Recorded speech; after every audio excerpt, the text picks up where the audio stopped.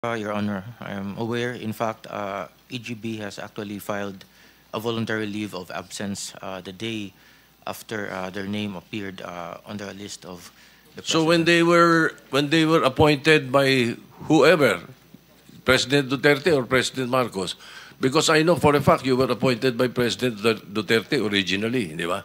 We'll give you more time, Senator Soto, para yung iba gustong magtanong. Sige.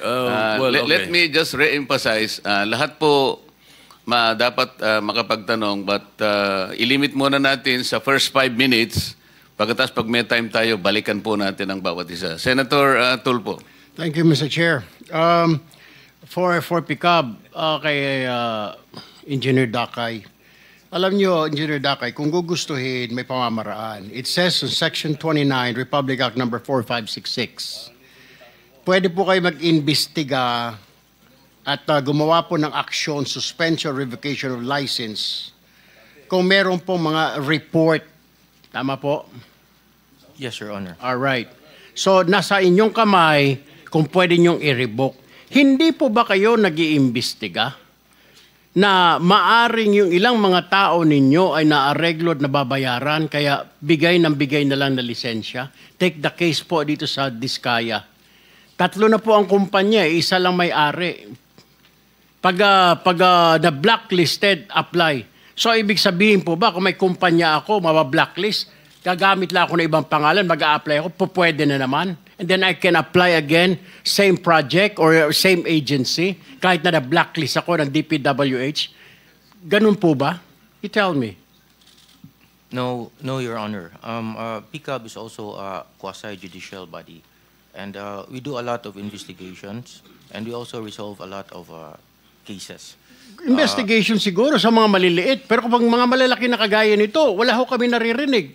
Bakit 15 po sila na nagkunsabahan, binulsa yung pera ng bayan, 1.3 trillion, wala tayong narinig. Ngayon, nandito kayo, nagpapaliwanag, sasabihin nyo, meron kayong quasi-judicial. Nasaan yung quasi-judicial? Bakit yung pinayagan nangyari? 2022 hanggang 2025, 3 years, engineer. Wala kayong ginawa, hindi nyo kinansela yan. Isang kumpanya, tatlo pa. Yung isang may-ari. Wala kayong ginawa. Ngayon, pinapakita yung sa amin dito na meron kayong ganito, meron kayong nasaan yun sinasabi mo? 3 years. I understand very well your concerns, Your Honor, and I appreciate that very much. However, PICAB does not play any part in the implementation of the project. I'm not saying part of the implementation. Yung pag-apply lang at engineer ng license. Kasi pag na-blacklist yung... Ganun naman ho, hindi nyo ba alam na ganun ang kalakaran ngayon? Or you don't have any idea na pag na-blacklist itong kumpanya na ito, gagamit ng ibang kumpanya o magbubukas ng ibang kumpanya. Alam nyo ho ba yun? Hindi. You know that, right? We hear that every now and then, Your Honor. You hear that, but you don't investigate. Na pag na-blacklist ng DPWH o ng kung anong ehensya, papalit ng pangalan or tatayo ng pangalan para makapasok ulit. Actually, Your Honor, when a company is blacklisted by any government agency, then we actually suspend their licenses. Well, hindi ko maintindihan na engineer, wala naman po na suspend sa 15 na yan eh, di po ba? Wala ho kayo, hindi ko alam kung nagtatanga-tangahan kayo, hindi nyo alam trabaho, o natapalan lahat ng mga mata ninyo ng salapi. Kaya ho ganon. Balikan kita mamaya, Mr. Chair. I'd like to go to direct this question to Ms. Zara Diskaya. So ma'am, nung ma-blacklist po isang kumpanya nyo, ganun po ba ang SOP ninyo? Magtayo na lang ng ibang kumpanya para makasali, kaya dumami ang kumpanya nyo? Or kaya kayo nag-apply ng mga lisensya dito sa PICAB ay para may maparentahan po kayo na mga lisensya po ninyo? Kasi napakadami po, Ms. Diskaya, yung inyong proyekto kung saan-saan na, daig nyo pa yung gobyerno. Imposible naman ho, yung equipment nyo rito, may equipment kayo dito, napakadami yung equipment. Tama po yung sinasabi ni Senator Tito Soto na sa isang lugar, napakadami yung equipment, sa iba't ibang lugar. So, ano ang purpose na napakaraming kumpanya? What is that? Sir po, yung ibang companies po, we've divested from those companies. So I am directly lang with Alpha and Omega. vested. Interjection, Mr. Chair, with the permission of Senator Erwin. Go ahead. Go ahead. Salamat, Mr. Chair at Senator Erwin. Actually, when my time comes to question, ma'am, Ms. Diskaya, hindi lang po isa, hindi lang po 3 kumpanya tulad ng sinabi ni Senator Erwin. 9 na kumpanya ang ipapakonfirm ko sa inyo na actually, kayo at kayo pa rin po, kayo pa rin po ang may-ari. Salamat po, Senator Erwin, Mr. Chair. Maraming salamat, Mr. Chair. Can I go to the Commission on Audit now, Mr. Chair, if they're here? Before that, I think you need to also pursue that initial question you had with PICAB. Kasi we heard that PICAB, upon the direction of the President of the Philippines in connection with the identified 15 contractors in anomalous flood control projects, it triggered an investigation from your office. And I believe somebody told me that you communicated directly with the DPWH to be able to pursue investigation insofar as the 15 contractors are concerned. Did you not coordinate with the DPWH? And if you did, what was the coordination and what was the response made by the DPWH, if any? Thank you, Your Honor. Actually, on August 18, our Executive Director, Attorney Matienzo, formally wrote to DPWH Secretary Bonoan requesting information on all infrastructure projects awarded to the 15 contractors that have been identified as having the most flood control projects nationwide. So we sought in our letter a list of all the projects awarded to these contractors, the status of project implementation, the findings from their... You were referring to the 15 contractors subject matter of this inquiry? Yes, Your Honor. What was the reply by the DPWH, if any? To this day, Your Honor, we haven't received any reply. However, we issued summons to the contractors, and we have been doing our own hearings, and we ask them or require them to file a verified answer within 10 days from the receipt. Wait, you wrote to DPWH on August 18. Yes, and you Your did Honor. not receive any reply. You're No. seated beside the secretary of the DPWH. Did you ever ask him why no reply was ever given to your letter? Well, Your Honor, in the interest of public service and expediency, we just went ahead with our investigation and summoned the 15 contractors. Not only the 15 contractors, but the other contractors that were mentioned by the President in subsequent... But the information you were asking from the DPWs, I believe, are essential information. How can you conduct your investigation without waiting for the information that you sought in the first place? At least, Your Honor, we did the preliminary hearings. There is a jump start to all of the hearings for the... Okay, Senator Tulfo, proceed, please. Mr. Chair, pinapaikot-ikot lang ho tayo nitong pick-up. Alam nyo, engineer, sinasabi ko ho kanina, yung sinasabi nyo, pinapatagal nyo, pinapaligoy-ligoy ninyo itong proseso na ito, pagtatanong, jumpstart yung mga sinasabi ninyo, DPWH umiiling, sinasabi na parang hindi pa nila natatanggap, and then suddenly you're telling us na gumawa na kayo ng aksyon? Is this correct? What I heard, you started communicating with the 15 contractors? Actually, the day after the President mentioned the 15 contractors, we actually summoned the 15 contractors for investigation. Okay. So, ongoing investigation. Yes, Your Honor. Anong siglo natin malalaman ang resulta ng investigation nyo? Kasi pag ang gobyerno ang nag-imbestiga, taon na binibilang. Baka retired na kami lahat dito, nandiyan pa kayo nag-imbestiga. When do we expect the result of that investigation? Okay, Your Honor, for starters, we have preventively suspended their ARCC for flood control. So that means that they cannot bid for any subsequent flood control projects. Hindi naman nila kailangan po magbidding dahil na kumita na ito mga ito eh. Yun lang ho, yung they cannot subsequent flood control projects, di na sila pwede magbidding. Dapat to, suspindihin nyo na ho lahat yan eh. Mismo ang Pangulo nagsabi, deficient yung kanilang mga proyekto, substandard, ghost project. Ganun lang. Next flood control project pa sila suspendido. Ngayon hindi sila tanggalan ng lisensya. Kailan ho natin maririnig, engineer, na suspendido ang mga lisensya nila o kumpiskado ng mga lisensya nila? When will we hear that? Your Honor, we are seriously investigating and conducting the hearings at PCAB, Your Honor. And Do you have a time frame for that, Mr. Chair? Yes, Mr. Chair, because we have to also realize and recognize that the contractors are also represented by counsel. Kasi ang totoo niyan, hindi importante sa amin yung suspension or blacklisting. Ultimately, revocation ang pinag-uusapan dito eh. Kasi seryoso po ito eh. I would request my colleagues to also put in perspective ang hinahanap po natin dito yung mga ghost projects. So gusto ko pong marinig po yung mga tanong ninyo. Hanapin po natin sa DPWH. Kasi importante po ito. Kailangan nating ilagay muna sa umpisa. Bakit po yung ipinangako ng mga ghost projects na dapat sana ito yung ating sinusubaybayan ngayon, kagaya po ng aking opening statement. Ang iniintay po namin na hindi bababa sa 50 ghost projects. Sa listahan po namin, meron na po kami. Kaya lang, kagaya na sinabi namin, 2 lang po ang formally na inadmit ng DPWH na ghost projects. Kaya po nakaka-disappoint. Maybe... Yes, Mr. Chair.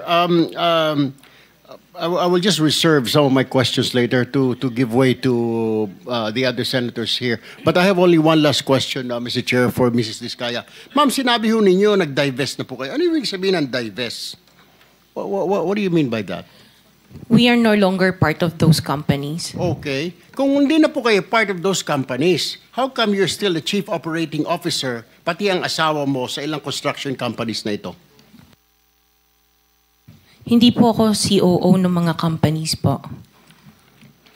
Ma'am, you're under oath. Don't forget. Opo, CFO po, pero hindi ako COO po. Oh, COO. So, bakit po ikaw ang CFO pa rin kung nag-divest na po kayo, opisyal pa rin po kayo dyan? Sorry, tumutulong lang po ako dun sa mga ibang companies po. So you haven't, with the permission, you haven't completely divested all your interest in that Before we particular company. continue, let me acknowledge the presence of Senator Rapi Tulfo. Thank you. Answer. So you didn't divest totally. You're still the CFO according to you. Opo, pero hindi po ako nagmamanage po ng mga companies na yun. Wala na po ako. Wala po ako dun sa ano. Sorry. Naintindihan po niyo yung divestment.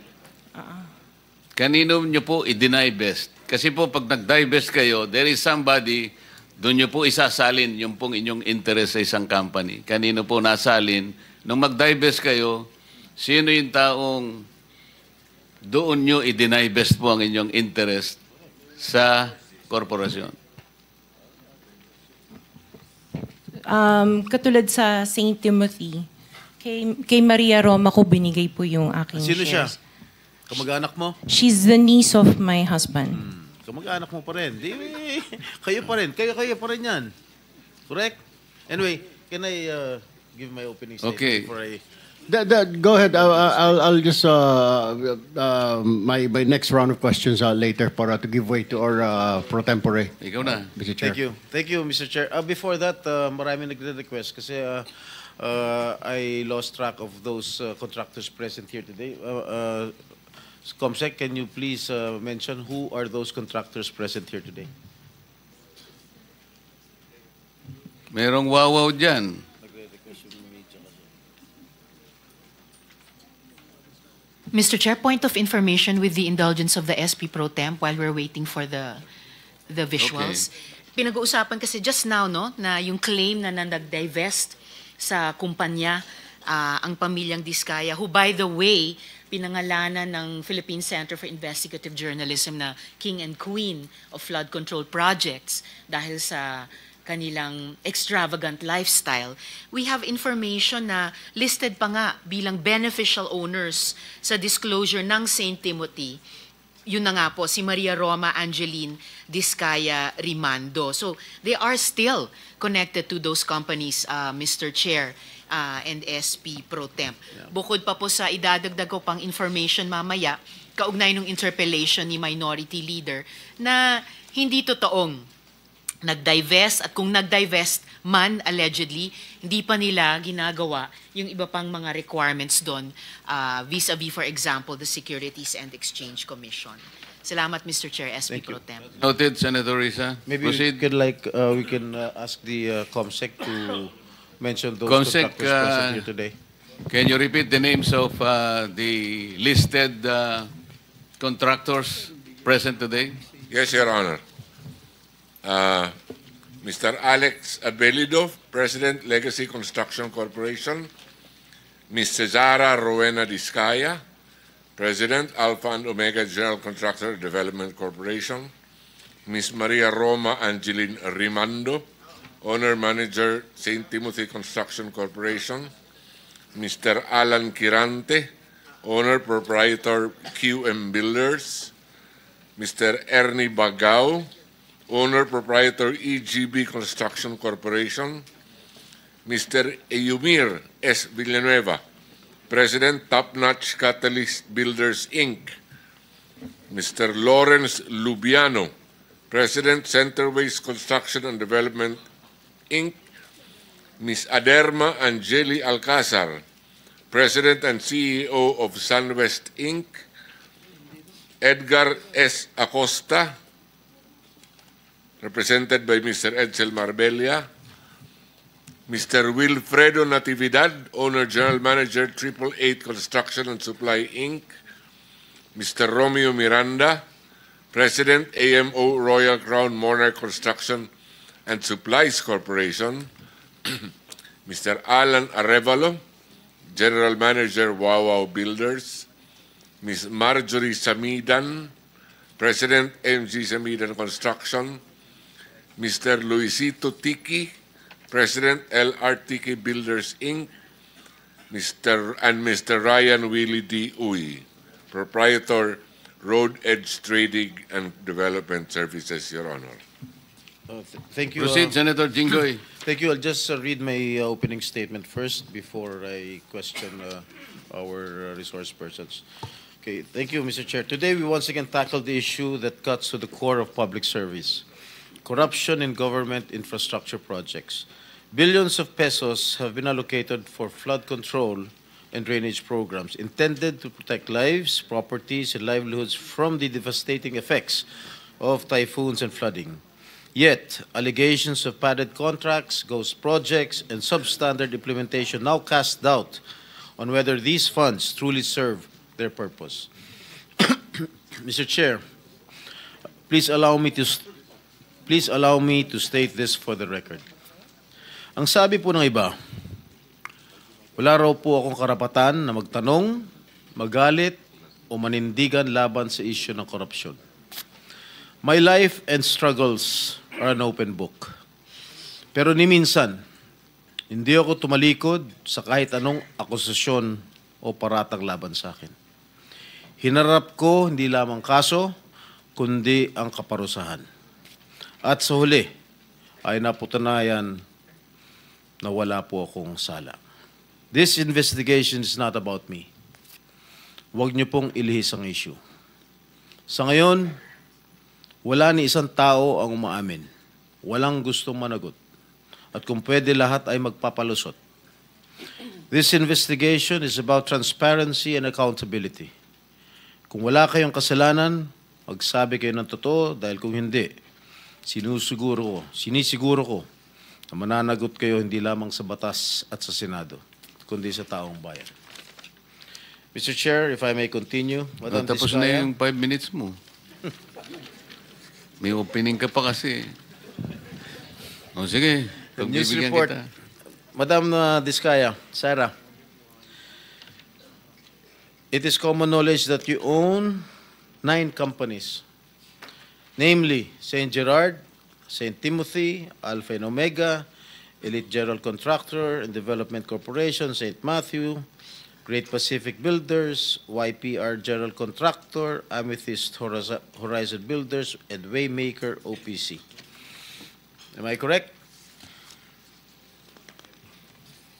Yes po. Hanggang ngayon, up to now, you own these 9 construction companies? Yes po. All right. Since you started securing contracts from the DPWH, since kailan kayo nag-umpisa? 2012? DPWH? Yes. Yes po, 2012. Pag-usapan muna natin yung 2022 hanggang 2025. Ilan na po yung naging projects nyo sa DPWH? Marami na po. Ilan nga? I don't have Mahigit the figure. 400? Mahigit 500? Within the span of 3 years. I don't have the figures po. Estimate lang po, ballpark Give me a figure. ballpark figure. Siguro po mga 400 ganun. I'm not Siguro. I'm really not sure. Okay. I don't have the figures with me. Sa loob, sa bawat taon, ilang bidding ang sinasalihan mo? Marami po kaming sinasalihan na bidding. All flood control projects? No po. O ano pa yung mga projects? Buildings, kalsada, Nationwide or only in Metro Manila? nationwide po. Nationwide. All right. Pero yung bulk ng mga projects na award sa ng DPWH, mostly sa Metro Manila. Am I correct? Hindi po, sa probinsya po.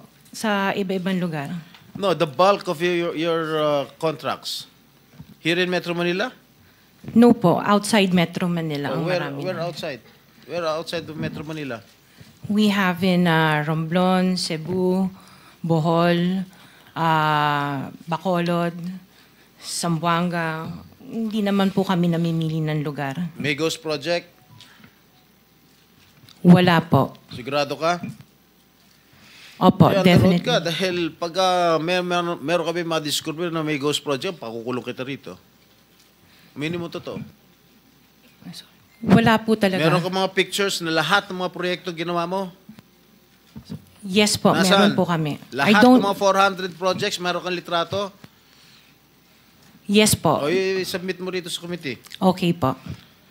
Okay. Sa mga bidding na sinasalihan mo ng mga kumpanya mo, itong 9 na kumpanya, ilang beses kayo nanalo? At ilang beses, kung natatalo rin kayo sa Actually, bidding, I ilang don't beses kayo have the natatalo? actual figures, pero sa napanalunan, very minimal lang po talaga, mga 2%. Pero ang dami namin projects po na sinasalihan na bidding. So, sa loob ng isang taon, pag nagbibidding isang kumpanya mo, halimbawa itong ano ba yun? Yung Alpha Phi Omega, ilang beses kayo nagbid sa isang taon at ilang beses kayo nanalo? Madami po kaming sinasali. I really don't have the figures right now, You know, but I if can... you come here, you have to come here prepared. Yes You po. do not come here unprepared. Alam mo, natatanungin ka eh. Ikaw sikat na contractor, papa-interview ka. Oh. You have to come here prepared.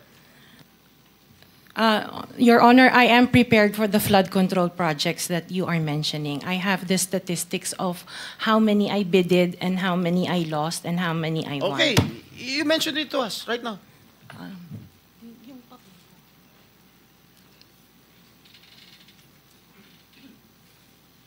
You are asking her to relate the 400.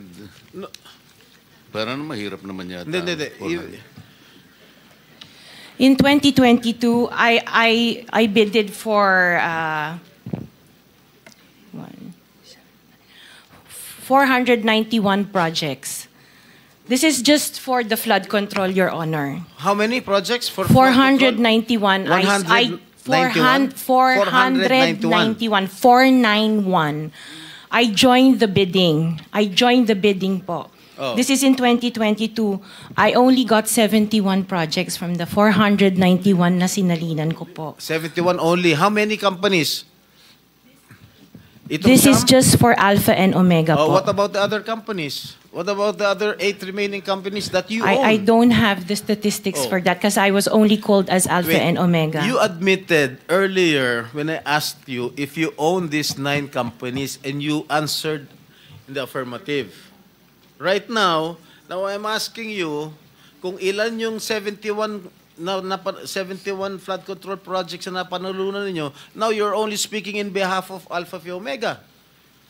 Eh kanina sinabi mo ikaw may-ari ng Siam. Why can't you answer in behalf of the 8 remaining companies? Kasi po, yun lang yung na-prepare po namin for today's hearing. Oh, what about the representative of the other construction companies? Itong si Remando. Oh, how many? You're representing St. Timothy. Good morning po, Mr. Chairman. For St. Timothy Construction po, we have 145 projects. Flood control projects. Yes, Mr. Chair. Since Since 2022, up to the present, as we speak, 122. 145. Excuse me? 145, Mr. Chair. Napanalunan, ang na-award sa inyo, 145 flood control projects. Yes, Mr. Napanalunan nyo yan. Yes, Mr. Chair. So, all in all, dun sa 8 companies, ilan? Dun sa 9 companies, hindi nyo alam? Out of the 400, maybe, who can answer my question from the DPWH? Maybe they have the records there. Mr. Chair, with the Just indulgence for of the the SP record- Pro Temp, Yeah. Yes, Senator Risa. kaugnay nung pagtatanong ni SP Pro Temp sa ngayon, gusto kong makapag-flash ng screenshot po nung siyam na calling cards, nung siyam na kumpanyang iyon. Calling card po ni Mr. Curly Discaya, na asawa po ni Ms. Discaya. So, mag-asawa po, dapat alam po nila in greater detail itong mga kumpanyang ito. Ito po, Mr. Chair, SP Pro Temp.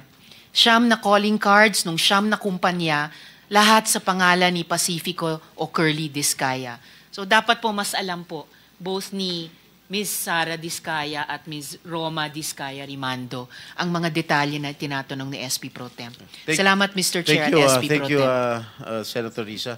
Okay, for the record, yung may-ari ng St. Gerard Construction, nandun yung pangalan ng asawa mo, Pacifico Discaya. Okay? Doon sa St. Timothy, sino may-ari ng St. Timothy? Ikaw si Remando, no? Kamag-anak mo si Discaya, correct? Sabi mo, pamangkin mo. Tama? And who is this Maritoni Miligrito, the owner of Elite, general contractor? Who is this? Answer. Pinsan ko po, Mr. Chair. From the left pocket to the right pocket. St. Matthew. Nandito yung asawa mo, Pacifico Discaya. Great Pacific. Oh, ikaw, nandyan ang pangalan mo, oh. Si Sara Rowena Discaya. Kaya hindi mo mapapagkaila, eh. YPR General Contractor. Nandito rin ang pangalan mo. Miss Sara, alam mo, huwag ka magsisinungaling, ha? Amethyst Horizon. Sino si Amethyst Horizon? Sino si John Brian Eugenio? Who is he? Sagutin mo, Miss Rimando. I didn't know, Mr. Chair. Madam Sara. He's one of our employees. Oh, dami. Waymaker. Sino si Gerald William Discaya? He's my eldest son. Okay. Alpha Phi Omega, yan, asawa mo. So, you confirm, lahat ng siyam na yan, ikaw ang may-ari. Tama? Part owner po. Part owner. Okay. Kaya nyo ba talaga pagsabay-sabayin yung mga construction, mga proyekto ninyo? Paano nyo nagagawa ito? Yes po, we have sufficient employees naman that can carry out and execute the project. Okay, ilan ba yung mga empleyado ninyo? In the office po, mga 200 plus. Sabay-sabay kayong naawardan ng kontrata ng DPWH. Alam mo, nakakapagtaka dahil kayo lagi nakakuha ng DPWH contracts, ha? Sino ba talaga sa DPWH ang nagbibigay sa inyo listahan ng mga projects for bidding? Turo mo na. Wala po akong knowledge po. Talaga? Ba't Yes, nakakapagtaka dahil yung siyam na construction companies nyo, yun ang laging favored, kumbaga, sa bidding. Kasi ang balita ko, isa kayo sa mga una nakakita at nakakapili ng mga projects. Bago pa mabuo ang National Expenditure Program, yung tinatawag natin na NEP. Parang menu lang sa restaurant na nakaka-order kayo kagad. Sino ang point person nyo sa DPWH na nagbibigay sa inyo ng informasyon na ito, o para sa inyo, ito para sa kanya? Sino? Sir, wala po akong nakakausap po. Wala kang kilala sa DPWH? Wala po. Hindi kami maniniwala niyan, wala kayong kilala sa DPWH. Meron ako yung mga engineer, yung mga district engineers, tsaka Yun mga pala. Sino yung mga district engineer na nakilala mo? Pero hindi po sila nagbibigay ng project po sa akin. At tinatanong ko, wala naman ako sinasabi sa'yo kung nagbibigay sila ng project. Sino ang kakilala mo sa DPWH? Sila, mga DE po. DE Yeah, okay. ng... Sabi mo, sino? Teka sandali.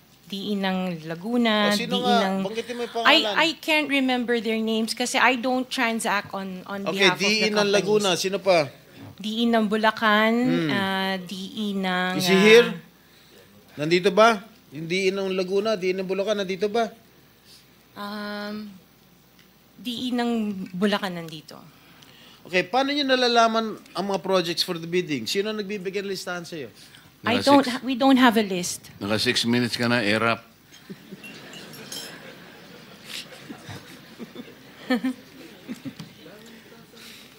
Okay, I don't have a list po.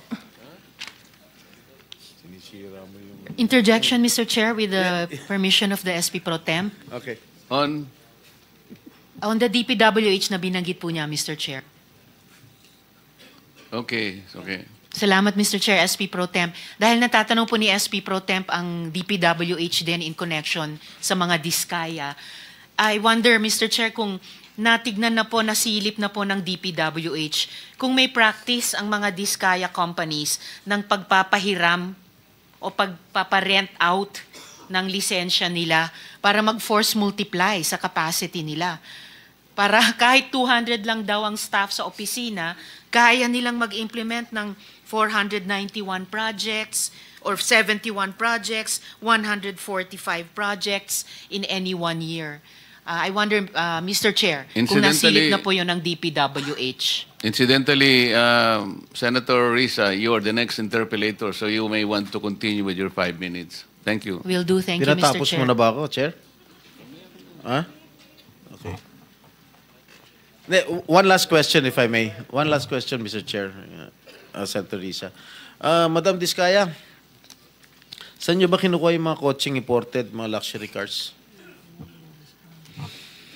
Ang balita ko, dun sa interview mo, binili mo yung isang Rolls Royce dahil nagandahan ka sa payong. Tama ba? Sir, yes po. Samantalang, ilan yung luxury cars mo? Nasa 28 po. 28 lang. Yes. Ano ito mga ito? Rolls Royce, Ferrari? I don't have a Ferrari. Ano yung mga luxury cars? Lamborghini? No rin. Cadillac. Saan binili? Sagutin mo na. Saan mo binili? Sa dealer po. Sino dealer? Dito, local? Local dealer o sa abroad? Freebell Enterprises tsaka yung isa Auto Art. Dito sa Pilipinas? Yes po. Hindi ka nag-import? No po. Dito may dealer ng mga Yes po. Rolls-Royce. May dealer ng Rolls-Royce meron dito. po. Ano pa yung mga ibang luxury cars mo? Yung anong tawag dito, yung Cadillac and the GMC. Cadillac Escalade, ganon? Yes po. Oh. The GMC. Yun lang. Sinong dealer? I mentioned earlier, Freebell Enterprises and Auto Sa Art. lahat ng kotse mo, yun ang mga dealers mo? Dalawa lang sila Dalawa po. yung dealers mo? Yes what, po. what other luxury cars do you own? Yung iba dito na, the Maybach. Dito ko Maybach, na binili. Mercedes. Yes po. And then, yung iba, dito na rin yung Range Rover. Bentley. The Bentley dito na rin O, po. paano kayo nagka-interest sa kotse? Saan nyo gagamitin yung 28 kotse na luxury cars? Araw-araw gusto mo Collection. palit ng kotse? No, I have 4 kids that use it all the time for them to Oh, be 4 taken to kids school. lang. O, bigyan mo tig-isa, pero 20, ilan yun? 20 ka mo? 28? 28. Opo. My God. And you bought that from the taxpayers' money? No po. Hindi po. Wag na tayo That maglokohan will be- dito. Let's allow our people to decide on that anyway. Just Ah, ano ah, lang, linaw